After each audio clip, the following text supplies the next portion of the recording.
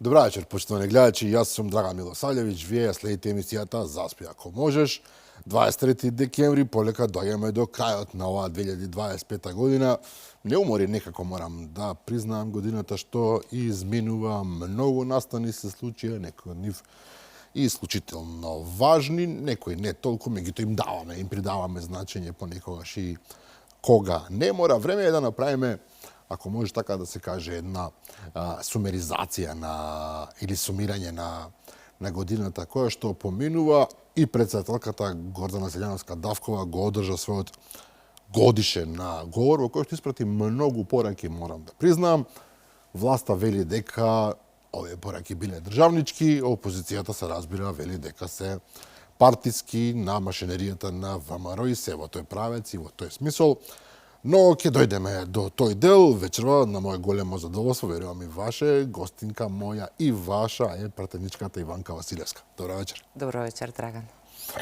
Пратенички, бевте во собранието, се разбира, заедно со дипломатскиот кор, со премиерот, со сите што треба, со луѓето од црквата и така натаму, на ануелниот говор на претседателката.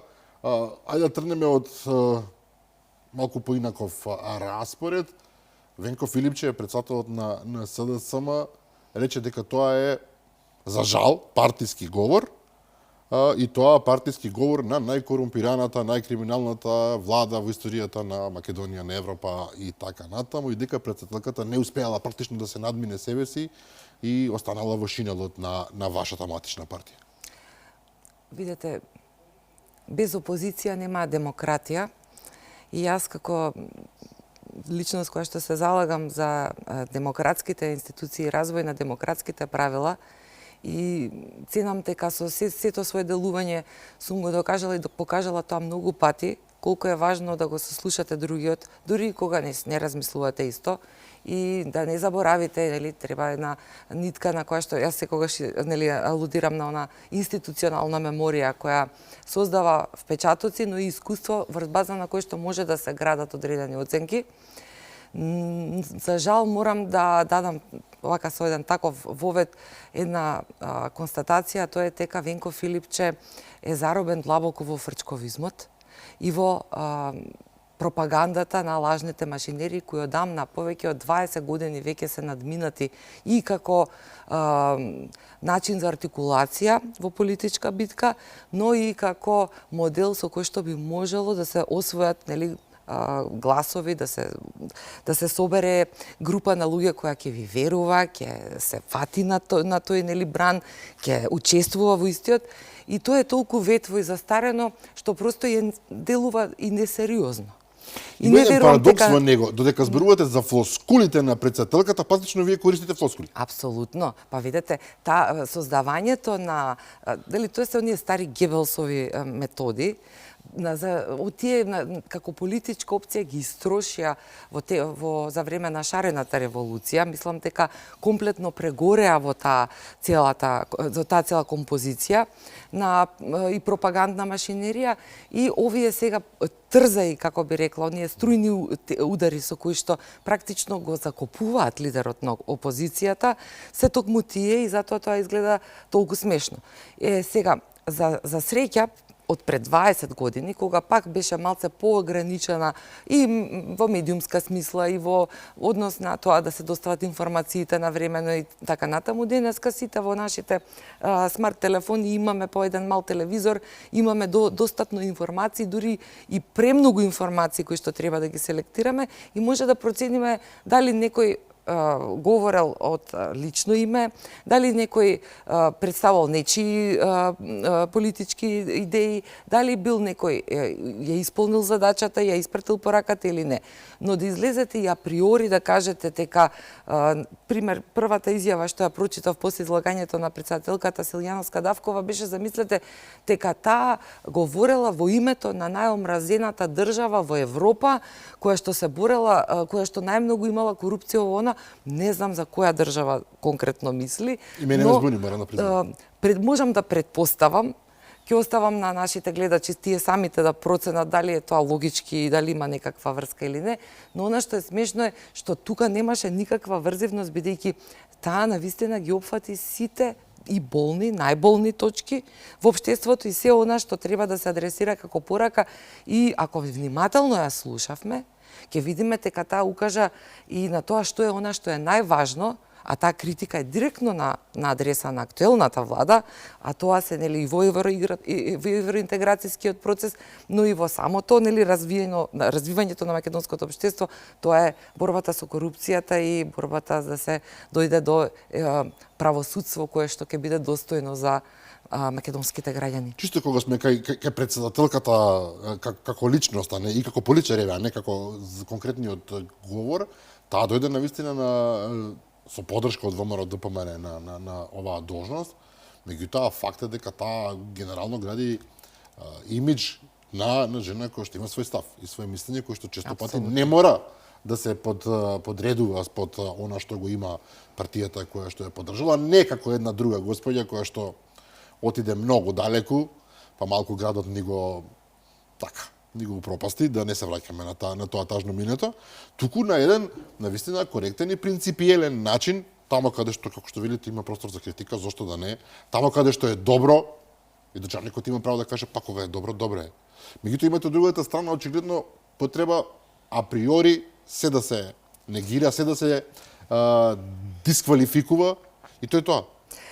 Јас Гордана Селјановска ја познавам повеќе од 25 години. Ми била професор, па сум била еден краток период асистентка незе, била на мојата магистратура, на мој докторат, учествувала во многу работи во академијата, јас сум учела многу од незе, она е една од инспиративните професори од кои што сум имала што да научам. Кога се вклучи во политиката во 2019 година, ми беше многу мило и беше голем предизвик да ја видам и во една друга руво, тоа е моето лично искуство со неа, но потоа и она што се случуваше во парламентот од 2020 до минатата година, кога стана и председателка на Македонија, првата жена председател, немало достигнување и со една навистина целосна личност, исполнета жена на секаков начин, и академски, и политички, општествено. Можам да ви кажам дека никогаш не се случило да ја видам да биде во подредена позиција, дури и кога сме биле група, како што бевме и како пратеничка група и во минатиот мандат, но и сега како од позицијата на председателка на државата, напротив, има посебно секогаш потреба и лично да се обрати, не е човек кој што јавно ќе ви укаже пред сите, но ќе знае да побара одредена личност, вклучително и мене, да укаже за некои работи кои што не можеби секогаш се согласуваме или сме ги земале во предвид кога сме носеле некои одлуки така натаму, така што таа теза не им држи. Апсолутно се согласувам. Инаку морам да кажам, јас за председателката имам она несакана, кога зборувам за неја да кажам професорката. Морам да кажам и за вас ми е истото, професорката Василевска некако ми доѓа, никако пратеничката, така што ако во текот на разговорот кажам, нема да биде Драган, проблем. најискрено, еве и јас, па исто како и председателката, дојдов со кариера веќе стекната. Имено, тоа си останува, тоа собствениот кредибилитет како учител, како човек кој што сака науката и образованието. Но тоа политичката кариера кај луѓето од нашиот профил, тој профил го носи и премиерот Мицкоски, и затоа ние добро се разбираме како група, е алтруизмот. Бидејќи нашите постигнувања и нашето, како да кажам, работно CV веќе, да речеме, доста исполнето и богато. Така е. Председателката не беше нешто особено милозлива кон Европската унија, со сета почит, се разбира, ние сакаме да бидеме дел од таа приказна, тоа не е некоја тајна, се уште мнозинството од граѓаните сака, и покрај сите турбуленции во нашите односи, непринципилноста морам да признаам од таа страна, и сега, ова прашање, ајде условно кажано, дводелно. Од една страна, таа вели е потребен национален консензус околу евроинтеграциите. Од друга страна, и критика кон Брисел, кога вели зашто за Украина може, за Македонија не може. Зашто нашите уставни измени за Европската унија вредат повеќе од вистинските реформи. Она што е суштината на целиот принцип на Европската унија.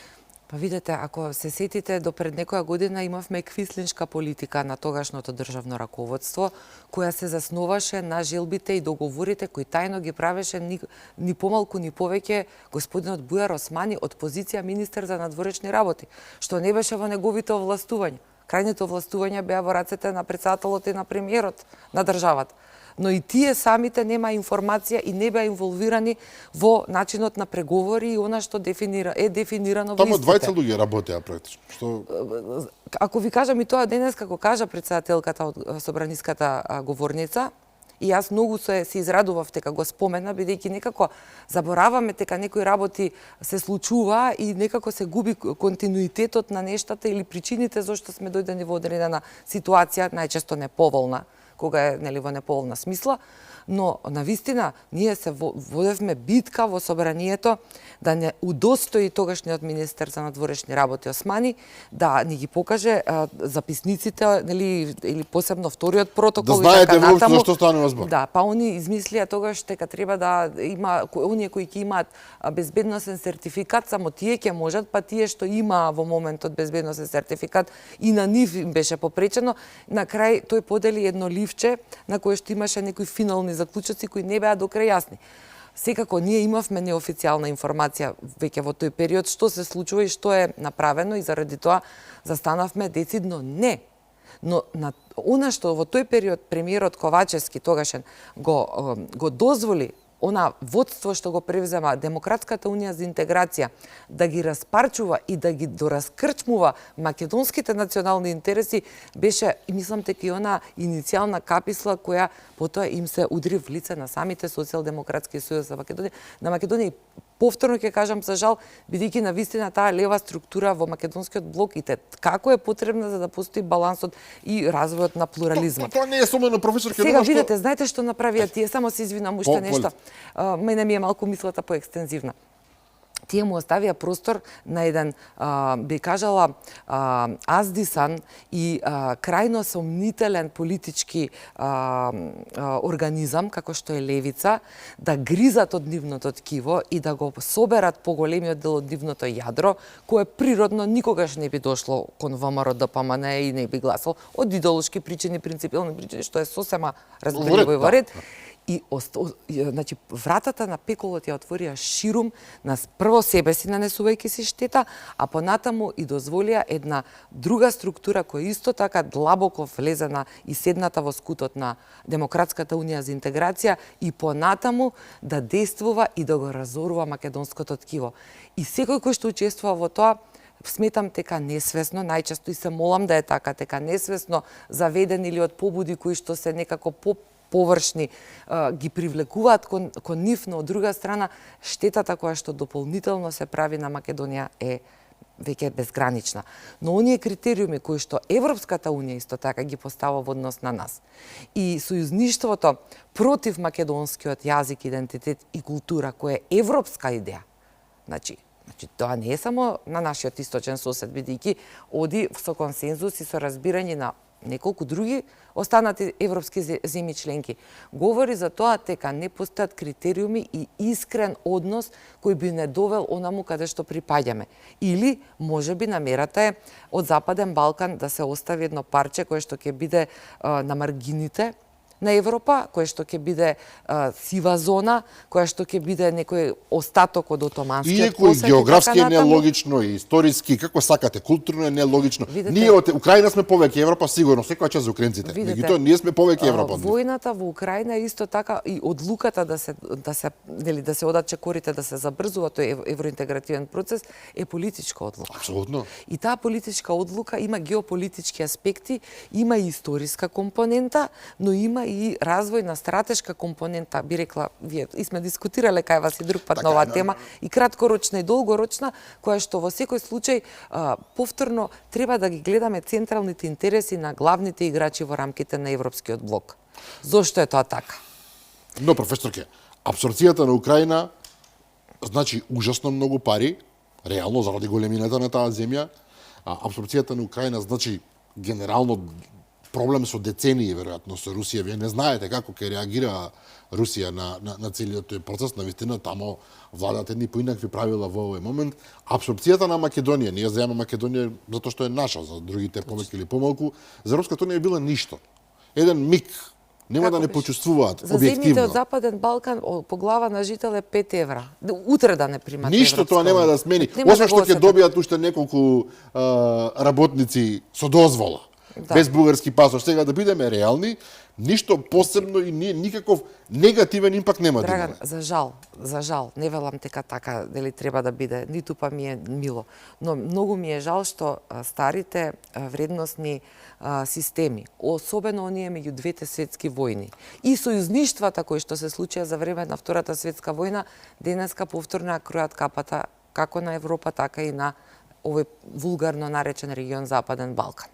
Има уште еден момент кој што ние, и тоа председателката денеска го кажа јасно, така треба да зборува еден државник. Државникот не треба да им се додворува, не треба ни да биде неразумен, не треба да биде без чувство и без... Но категоричност и принципиелност? Но мора да адресира токму онаму каде што треба, за да им биде на сите јасно дека не се сите Бујар Османовци и Венко Филипчевци. И дека не секој за одредена сума на пари или други бенефити ќе прифати да прави се што ќе му се побара во даден моментум. Затоа што времето, пак ќе кажаме, човечка категорија, практично нели ние го мериме затоа што сме човештво и на цивилизација која сакаме да бидеме нели олицетворение на некакви битни компоненти во овој универзум, но во суштина ние сме само минливи и менливи, а некои трајни вредности се додека се устроени, како што е националната држава, како што се темелните вредности на една современа либерална и демократска држава, врз основа на правилата на игра, треба да си ги зачуваме тие принципи. Има и уште еден момент кој што треба да водиме сметка, а тоа е сериозно растроениот државен апарат и особено трулиот правосуден систем, во кој што учествуваат едните исти играчи од бившата федерација до ден денеска. Или нивните деца, или нивните внуци.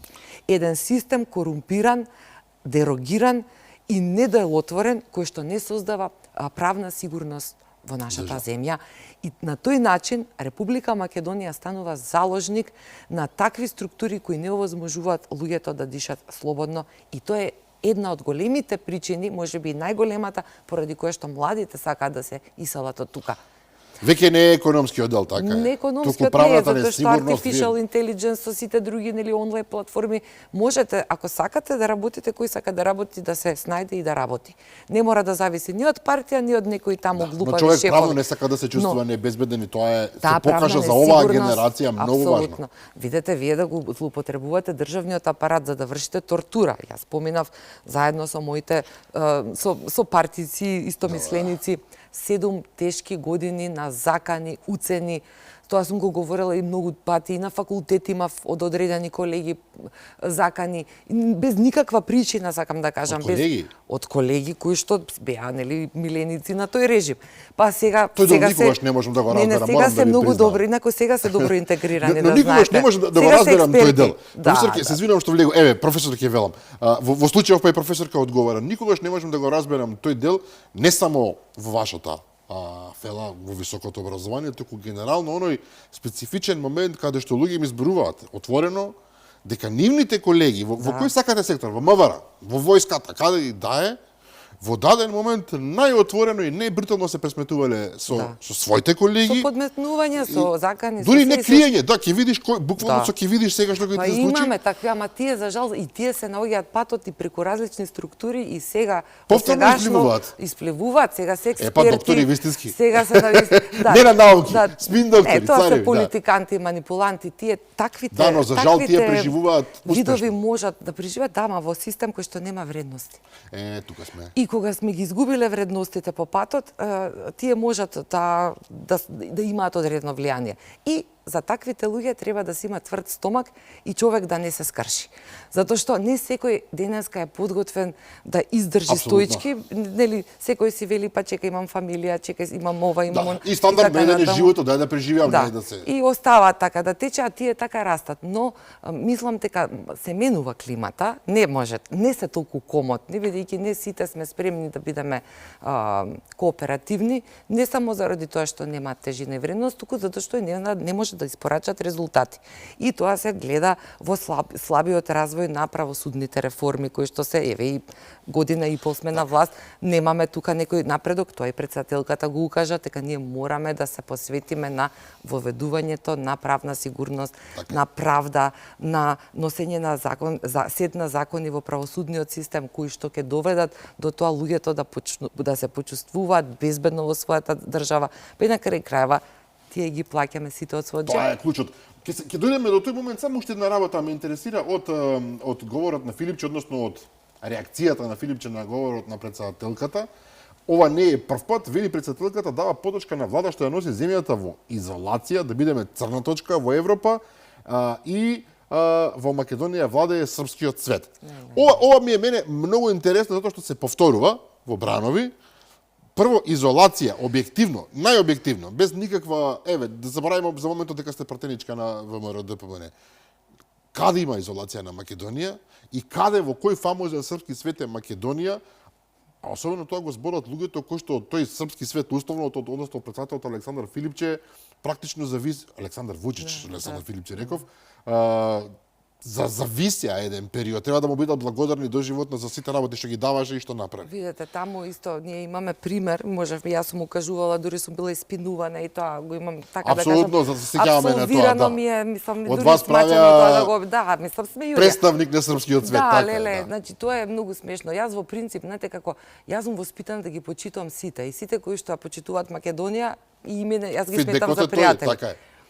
Никогаш не сум гледала со омраза кон другите, сум гледала што можеме да научиме од подобрите примери околу нас. И тоа ќе биде така, мислам, и понатаму.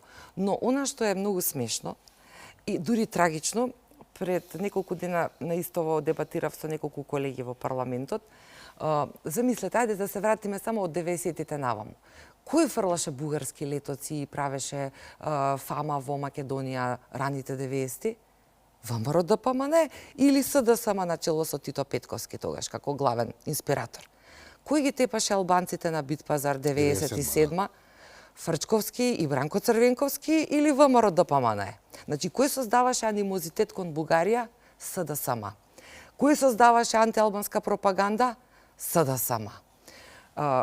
Како сега се они најдобри пријатели на Бугарија и оставаат албанскиот фактор да води политиката во Македонија? Што се случи во меѓувреме? Ќе ви кажам, корупција и криминал, многу пари кои што се изнесени од Македонија. Секој кој што заработил и направил паметен бизнис алал, нека му е. И нека има уште толку треба државата да му помогне. Но не ако ги украде нашите пари. Сега, тука доаѓаме до едно клучно прашање. Повторно доаѓаме до една лоша пропаганда, а тоа е кога нешто правите лошо, кога крадете, например, вие велите ти крадеш. Нели?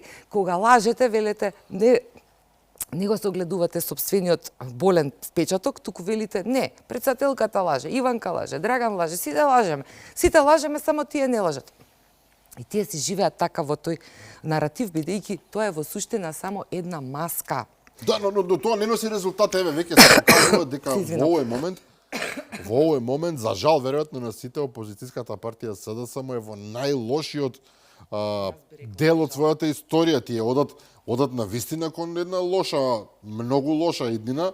И ако гледате, вчера зборував со Јован Деспотовски, кој што своевремено беше кандидат нели за председател на таа партија, постои истото прашање, вие ако одите во провалија и гледате дека одите во провалија, некој мора да види таму дека се оди во провалија, реагирате, кочница дигате, се обидувате да свртите лево-десно, не ја пуштате автомобилот да падне. Логика. Таму прво ниеден сериозен социјалдемократ нема да се нафати во овие тешки услови со толку криминал, нерешени прашања, проблематични решенија и така натаму, да си го стави својот живот, своето здравје во машина, за да го измелат до патот, за да ги донесе до можеби некоја една победа. Дефинитивно ова лидерство е така поставено за да се обидува нели да одржува партијата во една, како би рекла, полумртва состојба или во клиничка смрт, се додека не дојде некој нов бран, можеби кој што они можеби се надеваат на искуство со шарената револуција, кога од надвор со сила ги напика.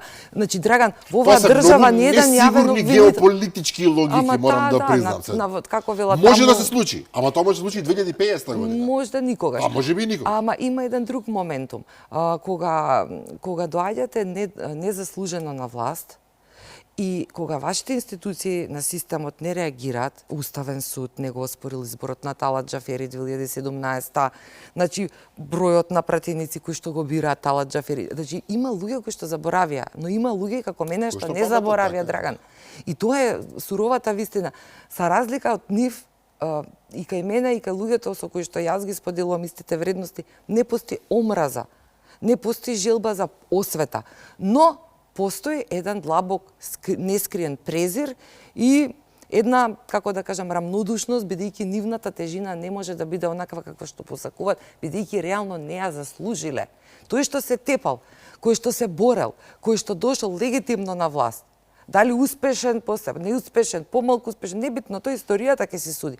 Но тој го има кредибилитетот и на него. И таквите луѓе треба да ги респектираме. Погодите во сршта на работата, апсолутно. Тие немаат иако се заборава веќе. Сега ние го гледаме процесот од почетокот на владењето до крајот. Меѓутоа основата, начинот на кој што се дојде полека се заборава на вистина и едноставно ќе се остави веројатно за историските читанки, иако од тој Никулец на процесот беше суштината на очигледно на сите проблеми што потоа не се случија. Ајде да одиме на уште една работа, случајот Кошани, најтешкиот. Мене многу ми е тешко да зборувам на оваа тема, сум кажал и претходно, затоа што тоа е една веројатно најлошата епизода во историјата на Македонија. Ниедна друга несреќа, незгода, трагедија не ја поценува. Меѓутоа ова не обележува, ми се чини, како народ. И претседателката во својот говор рече дека Кочани не доведе до зидот на срамот и од процесот, овој процес што се случува токму сега, судскиот процес со обвинети колку и да се луѓе, со докажување на вина на сите тие луѓе, ќе зависи дали судството ќе стекне или трајно ќе ја загуби довербата на граѓаните. Нашето судство во моментов знаеме каква му е довербата. Меѓутоа трајно е една многу поважна, ми се чини, поважен израз. Ако трајно, тоа значи тоа е тоа. Мене ми е исто многу тешко да говорам за Кочани. Јас во името на мојата пратеничка група на она театарска представа од анкетна комисија за човекови права која организираше лидерот на Левица Димитар Апасиев, излегов и го кажав истово.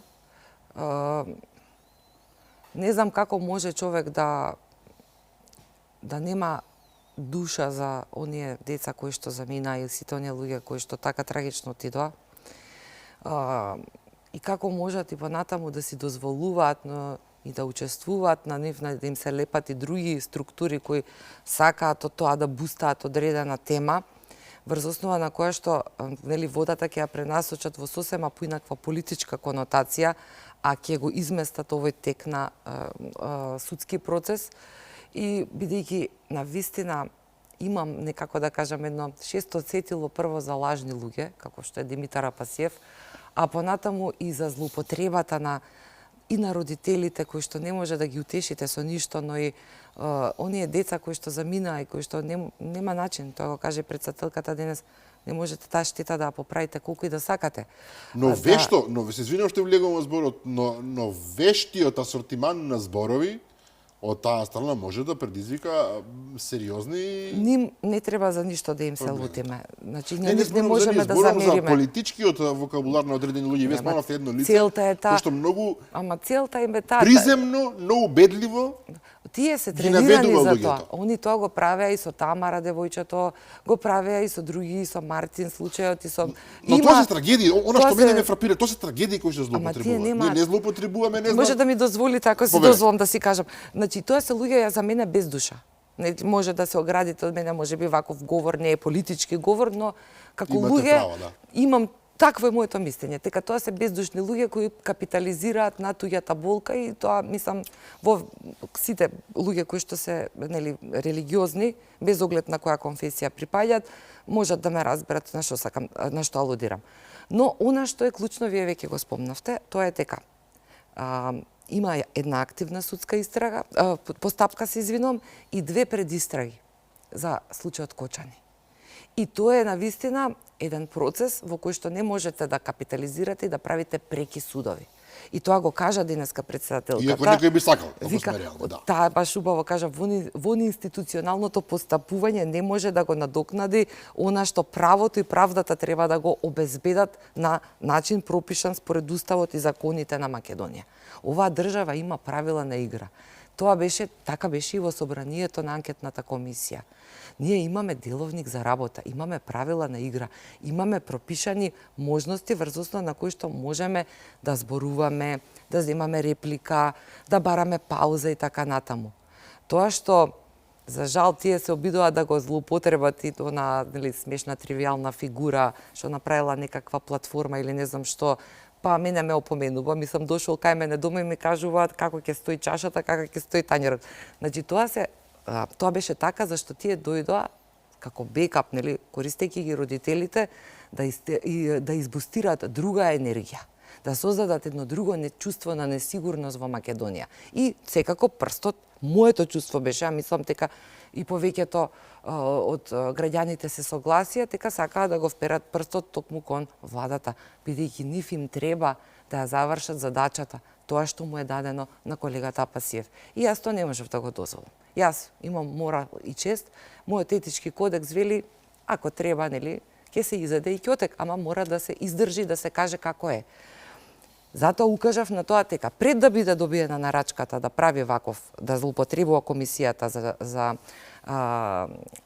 заштита на слободите и правата на граѓанинот, тој во јули месец застана отворено во одбрана на дел од луѓето кои што се обвинети во процесот и веќе се има снимка, таа е јавно достапна. Јас ја сакав и на родителите да им ја покажам, но тие беа доста негативно инструирани кон нас останатите, освен од другарот Димче. И тука веќе не можете, бидејќи тие луѓе се стварно во болка. Тие тогаш ќе го израционализираат ова. Но ќе треба многу време. Но ќе треба време и треба да им го оставиме тоа време. Во рете, тие и било што Драган да кажат, никој не сме да замери. Значи тука и како луѓе, значи не смееме ни да си дозволиме помисла да имаме. И треба да им се даде и емотивна поддршка и секаква друга поддршка што е возможно. Но мораме да го охрабриме правосудниот систем, точно да ги најде и да ги детектира сите кои што имаат вина во овој случај. Тоа, верувајте, нема да ги врати овие дечиња, но ќе ги спаси други кои што во иднина би можеле да настрадаат на ист начин. И тоа е всушност и целата причина. Но компликувано е, професор, ќе повторно кажам, претеничи, компликувано е затоа што имате правосуден систем кој што не функционира како што треба, имате политичка злоупотреба на која што претседателката повика да не се користи. Тоа мора да се опре. Но мора да се опре. Убаво, еве велиме мора да се опре, меѓутоа вие во принципи не може да ги натерате, може да повикувате, да апелирате и претседателката може да апелира. Не може да го натерате некој да продолжи да го прави тоа што го прави. Исто како што не можете да го натерате се уште во овој период кога се трансформира целата приказна во правосудството, тој што така работел можеби децени наназад, сега нагло да се освести. Не, видете, ние треба да им дадеме шанса, тоа допрва се надевам, видете. Значи, Министерството за правда, за жал, е најслабиот ресор во ова актуелна влада. И резултатите кои што не ги испорачува како што треба, веќе, мислам, тоа е стварно и да сте политички коректен и секако да сакате да помогнете да заштитите, има граница до каде можете па себе си да се барбатите за да дадете простор. Сега тргнавме некако, еве го предлог законот за судски совет, конечно стаса во собранието. Јас и вчера разговарав малку на комисијата за политички систем и го кажав моето мислење. Кажав дека не се мешав, дека дури ни амандмани не поднесов, иако имам забелешки. Сметам дека треба навистина кога веќе ќе го правиме сетот на закони во правосудната сфера, ќе мора да ги носиме оние правила кои што ќе бидат во подобрувањето на системските решенија и отворањето на едноставно на судството за најквалитетните, најсолидните кадри, најцврстите, кои што ќе можат да го изнесат од оваа минус А не нула за татови состојба. десинчиња и керкички. Не, никако. Значи, ако приметам членови каде што веќе ми мириса на некого кој што таму некој се замислил на таква позиција, или ако приметам дека основни работи како што е судиски стаж и да не се да се прави шашма од тоа дека се знае кои се редовни судови и колку може, како може да се напредува во тој систем, ако се види дека некој се обидува хоризонтално да почне да ги расчетува, тоа веќе е само желботеки и лични исполнување на лични кариери. И тука поддршка од мене, а и од мојата парламентарна група нема. Има поддршка за сет на закони во правосудство за кои што ќе постои и јавна дебата. Сега, за жал, за овој закон, конкретниот за судски совет, немавме простор за јавна дебата, бидејќи дојде минатата недела. Требаше да дојде во септември, октомври, за да можеме јавно да дебатираме, да ги чуеме сите засегнати страни, да ги чуеме по широката јавност. Не може само по избор на одредени личности во министерството да се одбира кои ќе бидат консултирани, со кого ќе се гледаат такви законски решения, така на тоа можело во еден друг систем, во друг режим. Во овој режим, каде што на вистина сме дојдени да направиме нешто, треба малку да се отвориме, или ако не бидеме отворени, тогаш треба да си ја носиме критиката или да оцениме дека можеби за некоја работа не можеме да бидеме in charge, да сме на првото место, и тоа е тоа. Треба да дојдат покадарни луѓе. Драган, Добро, ова е многу интересна порака, морам на да таков признам. начин можеме само да успееме и да го задржиме она што и премиерот Мицкоски и во неговата владина програма лани го елаборираше, и сите ние застанавме зад него. И затоа и председателката ја има оваа порака, која што е многу сериозна, и во која што и таа, ако приметивте, кажа. Затоа не од неажурност, туку го чекам новиот закон за судски совет, за да можам да ги предложам моите два предлога до собранието. Значи, тоа е така, треба, како да кажам, со душа треба да се води државата и да се сака својата држава, да се има и осет, но и да се работи принципиелно и според правилата на игра. Да се префрлиме на еден човек кој што во оваа држава играл голема улога долго време, од пред колку година и пол, две веќе баш и не. Се разбира, мислам на господин Али Ахмети, кој што повторно е избран за председател на ДУИ, со консензус, како да кажам, апсолутно со целосна поддршка на луѓето таму. Некој злобно ќе рече без него таа партија нема ли да постои. Не се. Пред неколку дена тој се обиде да направи еден, би рекол, полууспешен протест, митинг во Скопје за обвинети за војни злосторства на Косово. А потоа испрати порака, буквално вчера, дека ја има уништено Југославија, не случајно пратена порака, со закани дека ако не се почитува неговиот план А, би можело да дојде до план Б, ќе излезе на улица и веќе нема да се враќа. И мислам дека овој пат со консензус сите го сватија ова како најобична закана. Па тоа Закана е. кон Македонија. Па тоа и е. На таков начин стана дел и од првата влада на Социјалдемократскиот сојуз, потоа со такви закани во 2008 со Мајскиот договор ја замени ДП, влезе во тогашната влада на ВМРО ДПМН. Понатаму, кога се променија околностите, откажа соработка на ВМРО ДПМН и замина повторно со Социјалдемократскиот сојуз на Македонија, едноставно таа партиско-политичка структура, ценам Драган, дека не може да се снајде во опозиција. Тој има модус операнди, Така е. закани и Па тоа се тие методи. Се дали ние тоа ќе го дозволиме, дали ќе ги поттикнеме да се реформираат. Мислам дека премиерот Мицкоски повеќе пати и во опозиција кога бевме и кога стана премиер и му кажа на тоа дека треба да се реформираат, дека мора да најдат нов модел, дека не може со корумпирани, со милитантни структури да се оди напред и така натаму. Министерот Мицунски ова го нарече фолклор од пред 20 години. Па тоа и е.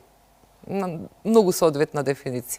И мене ми се допадна, меѓутоа овдека имам еден многу важен момент. Тоа што успевало во минатото, од X причини, сега не може да успее. Се промени и геополитичките околности, се промени климата во целиот регион, а во Македонија апсолутно. Видете сега, Драган, тие велат не се исполнуваат, не исполнет Охридскиот рамковен договор, ќе се бориме за имплементација на Охридскиот рамковен договор. Па Охридскиот рамковен договор не само што имплементиран, туку е надграден и проширен. И јас често пати им велам на колегите, одлично, Сакате да го имплементираме во целост? Сите македонски ќе зборите во парламент. Не може така. Нема веќе двојазично да ми праќате документи. Нема ова, нема. Ама како? Затоа што Охридскиот рамковен договор се однесуваше на единиците на локална самоуправа. И така натаму. Значи, пак ќе кажам, самата партија своевремено рече дека исполнет Охридскиот рамковен договор. Да, во време кога стануваа зелени, така беше. Кога си купуваат во центар на Скопје згради, кога правеа 300 чуда. Знаете како? Ете, затоа ни треба пред се добар правосуден систем.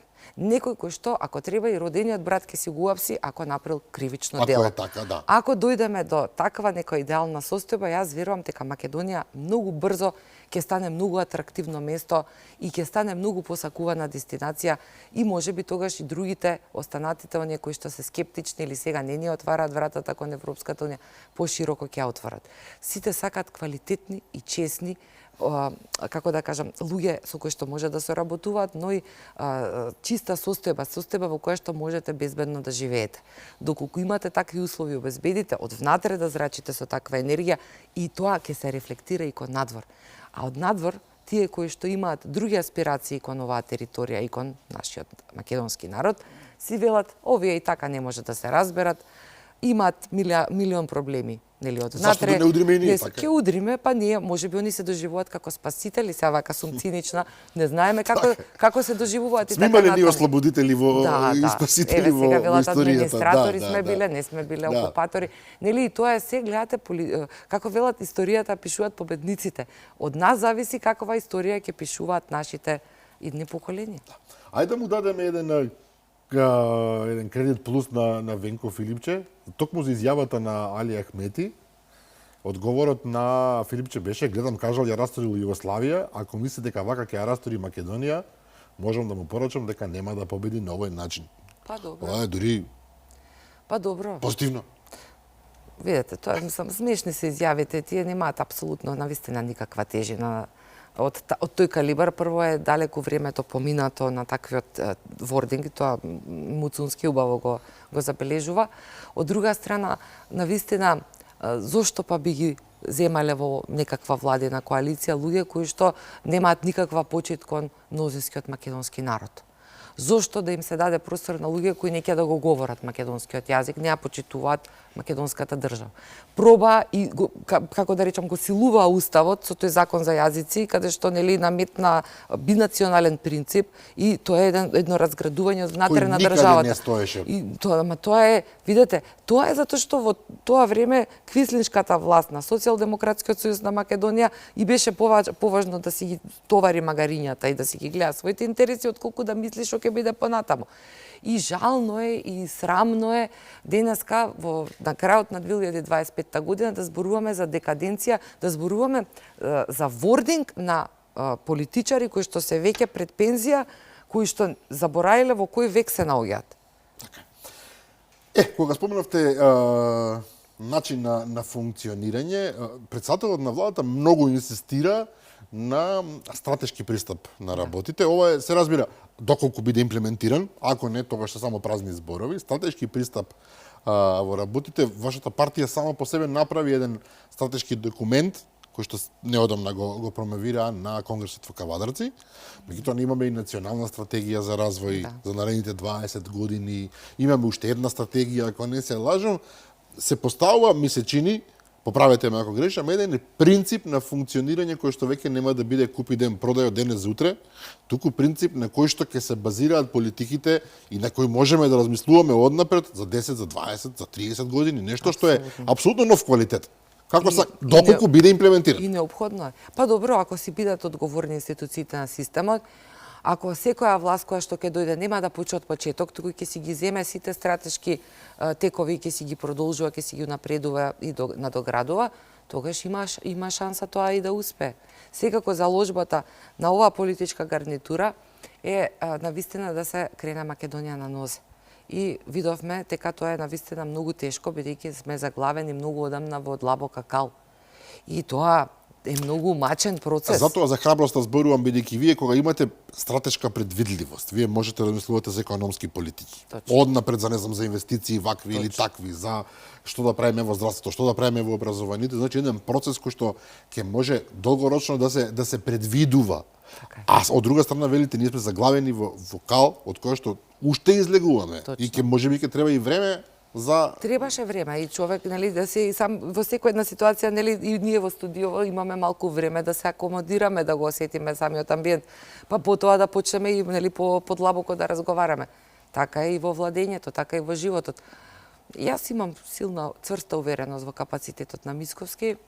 Верувам во неговото трпение и во неговиот сенс навреме и точно кога треба, нели, да ги достави пораките или да направи одреден потек. Ние како парламентарно мнозинство во законодавниот дом се трудиме да помогнеме максимум колку што можеме. Да вистина морам да кажам дека и во претходниот мандат и во овој имам исклучителни колеги со кои што се гордеам и ми е мило што еве еден период од животот заеднички се бориме во интерес на државата и верувам дека на тој принцип ќе го оставиме и тој пример и кај следните генерации кои ќе бидат уште подобри од нас, уште попосветени и ќе направат од Македонија на вистина тоа што треба да биде. Вистинска, мала, симпатична, средена европска држава во регионот Западен Балкан. Ова е одлично за крај, баш убаво го дефиниравте, но јас не можам да се воздржам да ве прашам, како последно прашање нека биде во оваа емисија.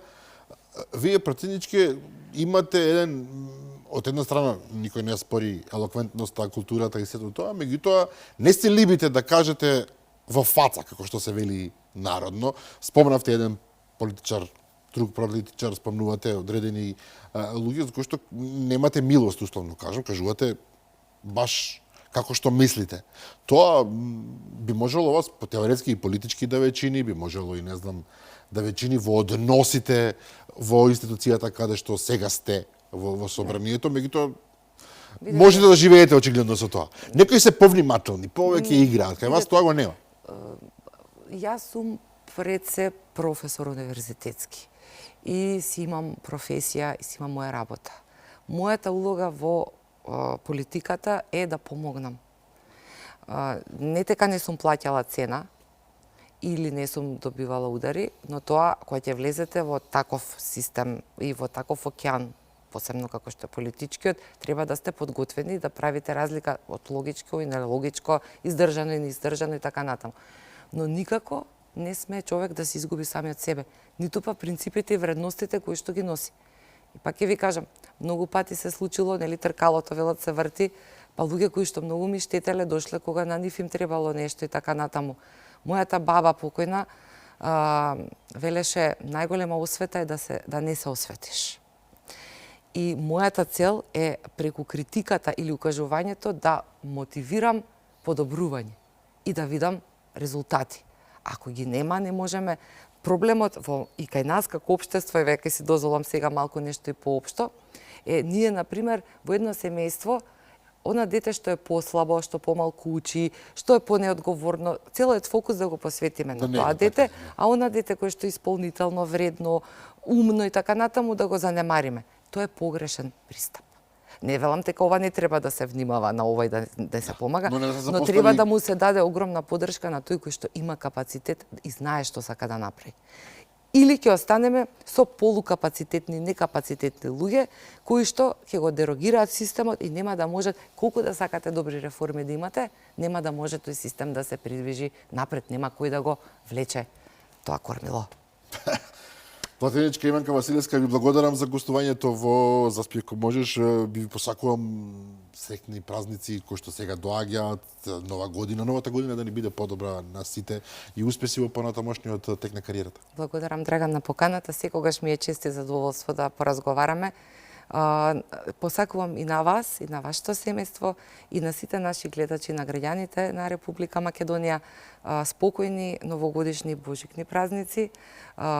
Посакувам следната година да биде година на просперитет и развој, трагедиите кои што ги оставаме зад нас и лошото искуство, грчливиот вкус на болката и на тагата, да бидат споменик кој што ќе не натера да бидеме подобри луѓе и повеќе да се трудиме овој систем да заживее и да се врати во една нормала.